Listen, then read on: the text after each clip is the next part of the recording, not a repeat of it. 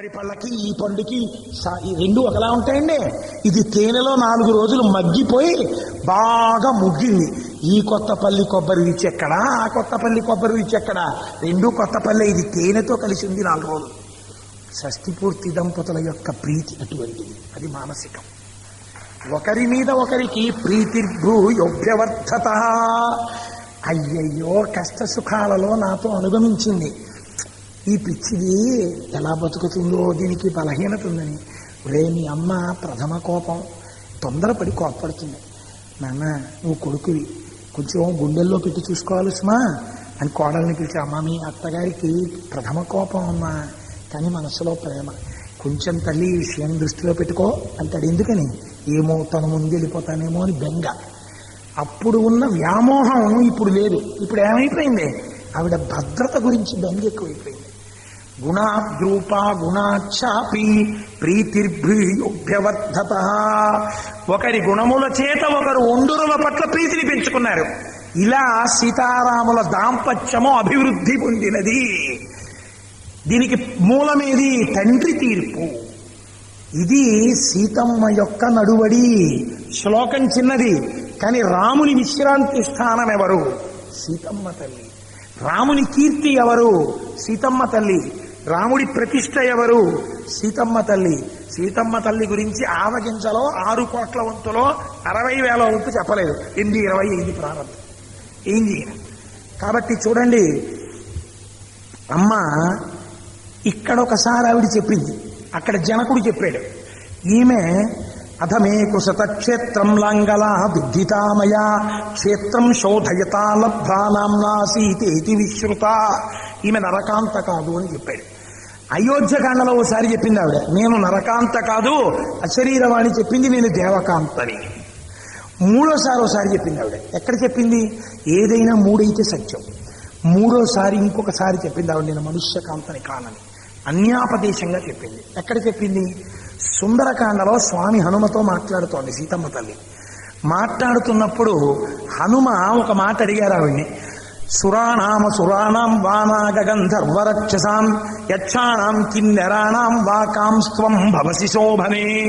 అమ్మా నువ్వు దేవకాంతవా, నరకాంతవా, యక్షకాంతవా, కిన్నెరకాంతవా, కింపురుషకాంతవా, వశిష్ఠుడిని విడిచిపెట్టి వచ్చిన అరుంధతివా, కపిలుడి మీద కోపం వచ్చినటువంటి శ్రీమతివా, లేకపోతే నలుడిని విడిచిపెట్టి వచ్చిన దమయంతివా? అమ్మా నువ్వు ఎవరమ్మా నాకు చెప్పు, నిన్ను సీతమ్మ అనుకుంటున్నానమ్మా, నిజం చెప్పు అన్నారు.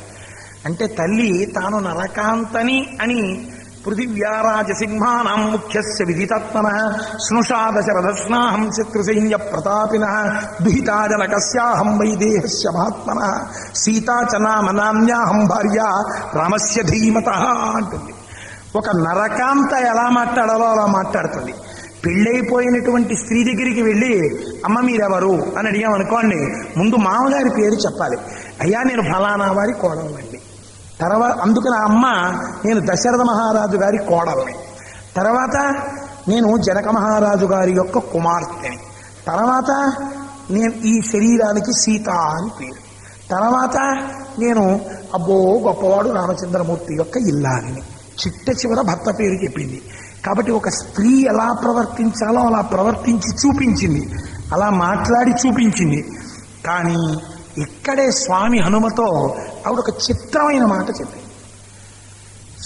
సమాం 12 తత్రాహం రాఘవస్య నివేశని భుంజానాం మానుషాన్ భోగాన్ సర్వకామ సమృద్ధిని. ఇదండి చాలా చిత్రమైన శ్లోకం. ఇది ఎక్కడ ఈ శ్లోకం చూడండి, ఆవిడండి మా ఇద్దరికీ వివాహమైన తర్వాత 12 సంవత్సరములు నేను రామచంద్రమూర్తి యొక్క అంతఃపురమునందు ఉన్నాను. ఆ 12 సంవత్సరములు మనుష్యులు అనుభవించేటటువంటి సర్వభోగములను నేను అనుభవించాను. ఈ మాట ఏమిటండి అసలు? కోటేశ్వరారు మీ ఇంట్లో అన్నీ ఉన్నాయా అండి అన్నాను అనుకోండి. మనుష్యులు అనుభవించు భోగములనన్నిటినీ నేను అనుభవించి తిని అన్నాను అనుకోండి. అది మీరు మనుష్యులు ఏంటి? మనుష్యులు అనుభవించి భోగాలు అనుభవించేది మీరేం దేవత రాక్షసుడా? లేకపోతే ఏమనాలి? నేను భోగాలన్నీ అనుభవించాను అనాలి. ఆవిడ అలా అంటలేదు. భుంజానాం మానుషాన్ భోగాన్, మనుషులు అనుభవించే భోగాలు నేను అనుభవించానంట. మనుషులు అనుభవించే భోగాలు నేను అనుభవించానంటే నువ్వు మనిషివి కావా? కాను. సత్యమే, ఇతపూర్వమే చెప్పిందిగా. తను మనుష్యకాంత అయితే ఒక మనుష్యుడికి జన్మించాలి. మనుష్య స్త్రీగా కనపడుతోంది, కానీ మనుష్య స్త్రీ కాదు. సీతమ్మ సాక్షాత్ పరాశక్తి, మాయాస్వరూపిణి. అందుకే సుందరకాండ పేరు దగ్గరికి వచ్చేటప్పటికి మహర్షి రామాయణాంతర్గతమైన పేరు పెట్టలేదు. బాలకాండ రాముడి బాల్యం చెప్పిందానండి, లేకపోతే ఇంకో కారణం చెప్పండి. బాలకాండ. అయోధ్యకాండ అయోధ్య గురించి చెప్పింది కాబట్టి. అరణ్యకాండ అరణ్యంలో జరిగినటువంటి విశేషాలు చెప్పింది కాబట్టి. కిష్కింధకాండ కిష్కింధలో విషయాలు చెప్పింది కాబట్టి. యుద్ధకాండ యుద్ధ విశేషాలు చెప్పింది కాబట్టి. ఉత్తరకాండ తదనంతర విశేషాలు చెప్పింది కాబట్టి. సుందరకాండ ఎలా సుందరకాండ? సుందరే సుందరో రామ సుందరే సుందరీ కథ, సుందరే సుందరీ సీతా సుందరే సుందరం వనం, సుందరే సుందరం కావ్యం సుందరే సుందరం కపి, సుందరే సుందరం మంత్రం సుందరే కిమ్న సుందరం అన్నారు. కావ్యం సుందరం, రాముడు సుందరుడు, సీతమ్మ సుందరి, హనుమ సుందరుడు, వర్ణనలు సుందరం, అన్నీ సుందరం. ఇంకా సుందరకాండ కాకపోతే ఏ కాండ అవుతుంది? కాదు. ఇందులో సీతమ్మ తల్లి బాలాత్రిపుర సుందరిగా కనపడుతోంది. బాలాత్రిపుర సుందరిగా కనపడుతోంది అని నువ్వు ఎలా చెప్పగలవు? ఒక ఆయన ఈ రహస్యాన్ని చెప్పిన వాడు ఉన్నాడు. ఎవరు? సీతమ్మ రామచంద్రమూర్తితో వెడితే రాముడు సంతోషంగా ఉన్నాడని చెప్పిన పెద్దలు ఎవరైనా ఉన్నారా? లేకపోతే అక్కడికి వెళ్ళి ఆయన బుర్ర తినేసిందా? అంటే ఏమంటే ఏమిటంటే మనకి కష్టాలను ఎప్పుడైనా అందా? ఎప్పుడూ ఆయనకి విశ్రాంతి స్థానంగానే ఉందా? అంటే ఈ మాటలు చెప్పాలంటే ప్రతి వాళ్ళు ఎలా సరిపోతారండి? దానికి పెద్దరికం ఉన్నవాళ్ళు చెప్పాలి. సుమంత్రుడు చెప్పాడు దశరథుడితో. దశరథుడు అడిగాడు, నా కొడుకు సంగతి వదిలేయి, యవ్వనంలో ఉంది నా కోడలు, కష్టం తెలియని పిల్ల రాముడితో వెళ్ళింది, బాధ పట్టలేదు కదా అన్నాడు. అంటే సుమంత్రుడు ఎంత అందంగా చెప్పాడో తెలుసా అండి? బాలేన రమతే సీతా బాలచంద్ర నిభానన, రామ రామే యదీనాత్మా విజనేపి వనే సతి.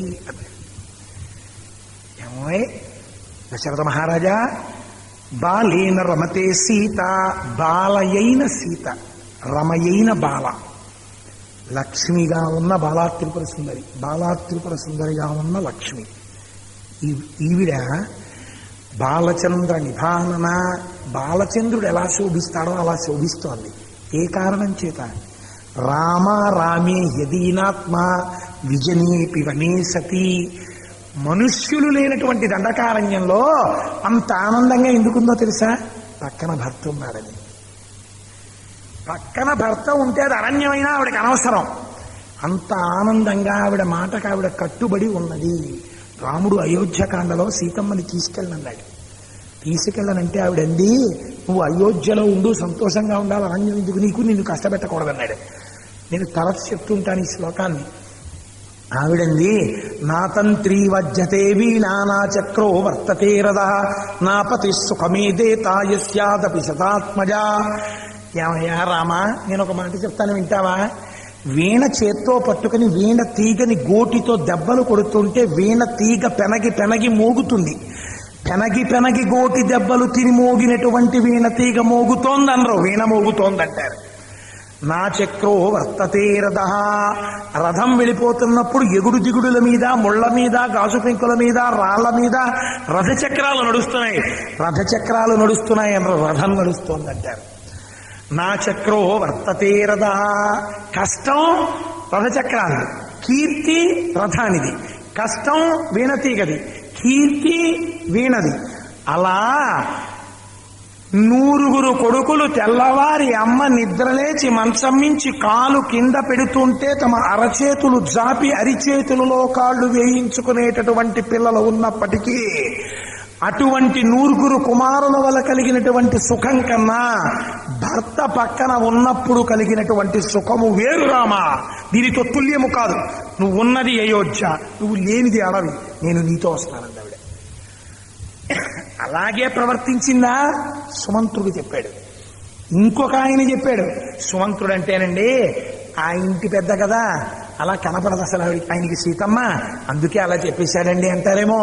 మహర్షి గొప్పతనం ఏమిటో తెలుసా? సీతమ్మ రాముని విశ్రాంతి స్థానము. రాముడు అరణ్యవాసంలో కూడా ఆనందంగా ఉన్నాడు. కారణం నేనంట మా అమ్మ సీతమ్మ అంటాను. ఎలా రుజువు చూపించగలవు? మీకు సుమంత్రుడి వాక్యం నేను ఒకటి చూపించాను. మీరు ఒప్పుకోరంటే నేను ఒక మర్యాద కన్నానంతే ఆ మాట. నేను మిమ్మల్ని తక్కువ చేసి అంటలేదు. సుమంత్రుడు అంటాడండి. ఎందుకన్నాడు? ఆయన అయోధ్య పట్టణంలో చాలా కావలసిన వాడు.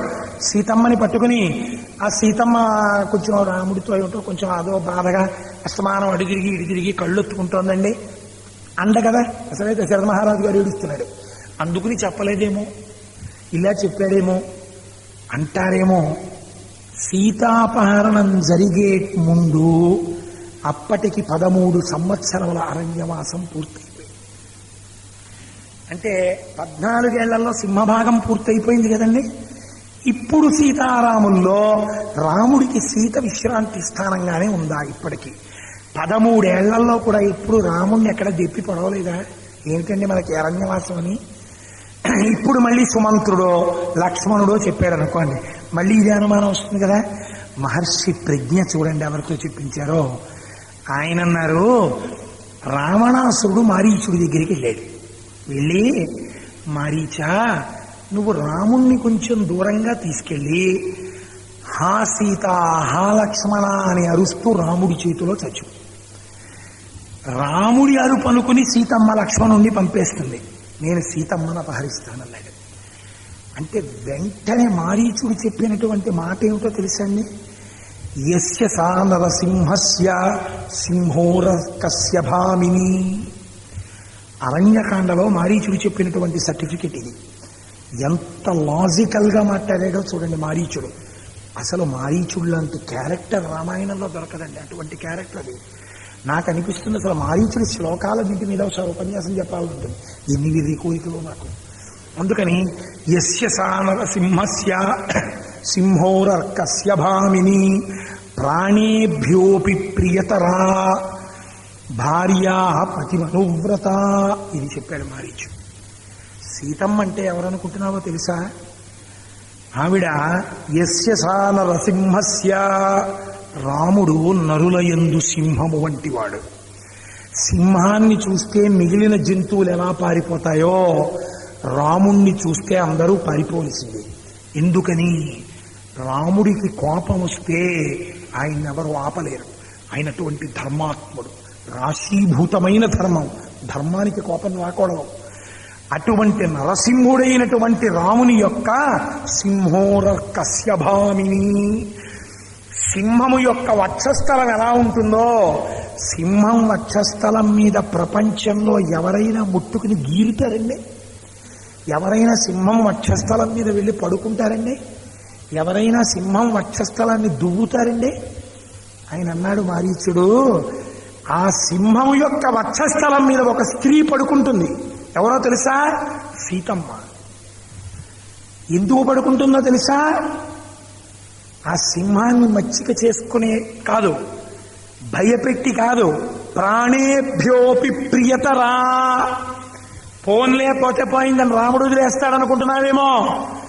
రాముడి ప్రాణములు వదిలిపెట్టడం కన్నా రాముడికి సీతమ్మను వదలడమే ఎక్కువ. రాముడి ప్రాణముల కన్నా సీతమ్మే ఎక్కువ. రాముడి ప్రాణాలని తక్కెట్లో ఓ పక్కన పెట్టి సీతమ్మను ఓ పక్కన పెట్టి, రామా ఈ రెండిటిలో నీకు ఏది ఎక్కువ అని అడిగితే రాముడికి సీతమ్మ ఎక్కువ. ఇంత ఎక్కువైన వస్తువు జోలికి నువ్వు వెడితే, సింహము యొక్క వక్షస్థలం మీద పడుకున్న స్త్రీని నువ్వు ముట్టుకుంటే, రామచాపాశ్రయేవనే, ఎప్పుడు ఇలా పట్టుకున్న కోదండము చేత రక్షింపబడుతున్న ఏకైక స్త్రీ సీతమ్మ. ఆయన యందు అంత ప్రీతి పొంది ఉన్నది. భార్య పతిమనువ్రత. ఎలా పొందింది? మందు పెట్టిందా, మాకు పెట్టిందా? కాదు. భార్య పతిమనువ్రత. ఎప్పుడు పతిని అనుసరించింది ఆవిడ. పతిని కష్టపెట్టలేదు. 13 సంవత్సరములు రాముడు అన్నిటినీ మరిచిపోయాడంటే సీతమ్మ కారణము. ఈ కారణం చేత సీతమ్మ రామునకు ప్రాణము కన్నా ప్రియురాలు. ఆవిడ జోలికి వెళ్ళడం ఏమిటో తెలుసా? నీకొక్క మాట చెప్పేస్తున్నాను, నీకింతమంది భార్యలున్నారు, హాయిగా వీళ్ళందరితోటి ఈ పుత్ర మిత్ర కళత్రానిచ హాయిగా సంతోషంగా బతుకు. రాముడికి కానీ అపకారం చేశావా? రాముడికి వేరే అపకారం లేదు ప్రపంచంలో. సీతమ్మ జోలికి వెళ్ళడమే అపకారము. వెళ్ళిన మరుక్షణంలో రావణ నువ్వు అక్కడికి చచ్చిపో. రాముడు వెతికేస్తాడు భూమండలం అంతా, బ్రహ్మాండాలన్నీ వెతుకుతాడు. ఆవిడ అగ్నిహోత్రము నువ్వు పట్టుకోలేవు. ఆవిడ ఏం చేస్తుందో తెలుసా? నీ పాలిట మృత్యువై కూర్చుంటుంది. ఆవిడని వెతిక్కుంటూ రాముడు వచ్చేస్తాడు. వచ్చేస్తే నిన్ను చంపి వదలడం, నిన్ను, నీ భార్యల్ని, నీ బిడ్డల్ని, లంకని, నీ మిత్రుల్ని, సైన్యాల్ని కాల్చేస్తాడు. అప్పుడు నీ 10 తలకాయలు నిలబడవు. కళత్రాని చ సౌమ్యా నీ మిత్రవర్గం స్తథైవ చ యదీచ్ఛసి చిరంభోక్తం మాకృధా రామవిప్రియం. ఏమి శ్లోకాలండి ఇవి! సీతమ్మకి సర్టిఫికెట్లు. ఇది సీతమ్మ వైభవం అంటే రామాయణంలో. కళత్రాని చ సౌమ్యాని మిత్రవర్గం స్తథైవ చ.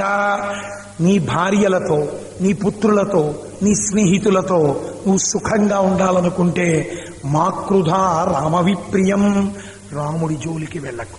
నీ జోలికి ఆయన రాలేదు, ఆయన జోలికి నువ్వు వెళ్ళకు. నేనేం వెళ్ళానంటావేమో, సీతమ్మ జోలికి వెళ్ళడమే రాముడి జోలికి వెళ్ళడం, చంపేస్తాడని చెప్పాడు. ఇప్పుడు మీరు చెప్పండి, ప్రాణేభ్యోపి ప్రియతరా అయింది ఆవిడ. ఎప్పుడు? 13 సంవత్సరముల అరణ్యవాసం తర్వాత. ఇది మా తల్లి ఎంత గొప్ప నడువడి కలిగినటువంటి తల్లో, ఎటువంటి సీతమ్మో. అందుకు కదండి మనం వివాహానికి శుభలేఖేస్తే జానక్యాహ కమలామలాంజలి పుటేయాహ పద్మరగాయితా న్యస్తారాఘవమస్తకే చ విలసత్కుంద ప్రసూనాయితా అని సీతారాముల్లా కలిసి ఉండండి అని చెప్తాం. కాబట్టి ఆ సీతమ్మ తల్లి వైభవమే వైభవం. సీతమ్మ తల్లి యొక్క నడువడియే రాముని యొక్క కీర్తి. సబర్మతి ఆశ్రమంలో ఒకసారి ఆడవాళ్ళందరూ రామాయణం చదువుతున్నారు. చదువుతూ వాళ్ళందరూ వెళ్ళి మహాత్మా గాంధీ నూలు ఉడుకుతున్నారు. మహాత్మా గాంధీ లాంటి మహానుభావుడు ఎక్కడ ఉంటారండి? రామాయణం అర్థమైన మహాపురుషుల్లో గాంధీజీ ఒకరు.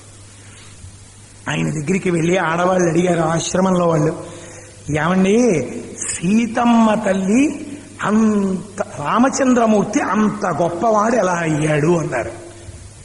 రామచంద్రమూర్తి యొక్క సమస్త గొప్పతనం సీతమ్మ వల్లే అన్నారు గాంధీ గారు. అంటే వాళ్ళు అన్నారు, మేము ఆడవాళ్ళం వచ్చి అడిగామని ఇలా అన్నారా అన్నారు. మరి ఏం రామాయణం చదువుతున్నారు మీరు అని అడిగారు ఆయన. ఒక ఉదాహరణ చూపించాడు మహానుభావుడు గాంధీజీ.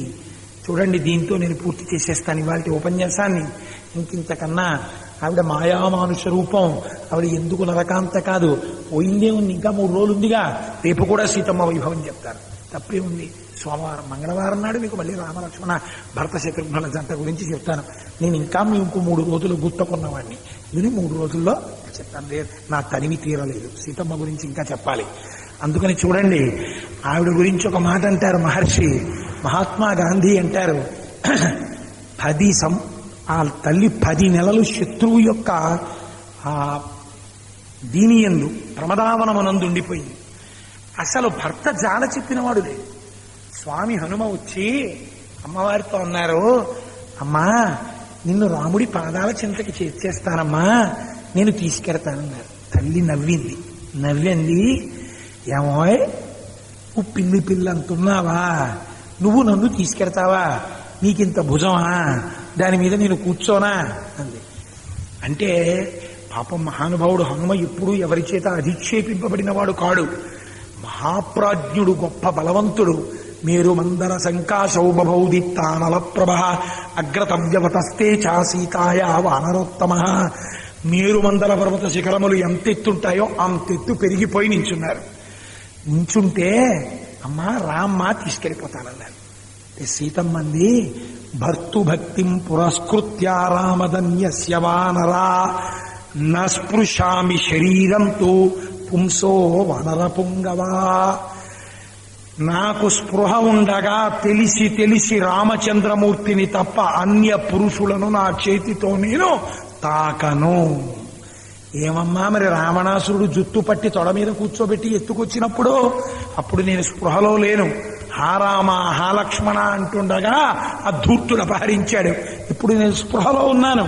ఉండి నన్ను నీవు అపహరించి తీసుకెడితే రాముడు లేనప్పుడు రావణాసురుడు ఎత్తుకుపోయాడు, రావణాసురుడు లేనప్పుడు నీ చేత రాముడు ఎత్తుకుపోయాడు. ఏమిటి రాముడి వైభవం? నా వలన రాముడికి కళంకం రాకూడదు. రాముడే రావాలి, రావణుణ్ణి చంపాలి, నన్ను తీసుకెళ్ళాలి, నా స్వామికి కీర్తి కలగాలి. నేను నీతో వస్తే నా స్వామి కీర్తి తగ్గుతుంది. నేను రానందావిడే. ఏం గాంధీ గారు తప్పు చెప్పారా? రామచంద్రమూర్తి కీర్తికి సీతమ్మ కారణము. రామాయణం అర్థమైన మహానుభావుడు కాబట్టి అలా మాట్లాడాడు. వక్ర వ్యాఖ్యానాలు చేసే వాళ్ళకి రకరకాలుగా కనపడుతుంది రామాయణం.